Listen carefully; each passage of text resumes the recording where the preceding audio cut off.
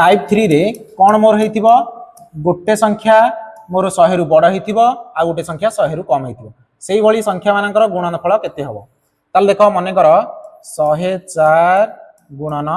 98 मु नउछि ताल देखो केमति एटा करिवा ताल देखो ये 100 रु मोर केते बड़ 4 बड़ प्लस 4 लिखि देली ये 100 रु केते कम 2 कम सेति भाई -2 लिखि देली ताले वर्तमान एठी नजर कर ताले मु कोन करिवि प्रथमे ए केस रे टिकी अलगा हबो ताले कोन करिवि ए 104 रु 2 भी माइनस करि एठी लिखि पारे नले 98 रे 4 जोग करि लिखि पारे ताले 104 रु 2 गले मोर हला केते 102 लिखिली एवं कोन करिवि एठी दुईटा शून्य दे देबी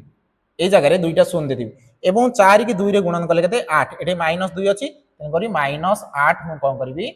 माइनस करिवि ताले एटा माइनस कले केते हबो 10 रु 2 गले 10 रु 8 गले 2 एटा 9 एटा 1 10 एटा होची से मानकर गुणन फल से परी आ गुटे जदि न बुझी परथि हम आ गुटे भी करि परिबा उदाहरण नै कि मने कर आ गुटे मोर अछि 106 गुणन 92 एटा केते हबो ताले देखो ये मोर 100 रु केते बड़ अछि 6 बड़ अछि प्लस 6 एटा मोर 100 रु केते कम अछि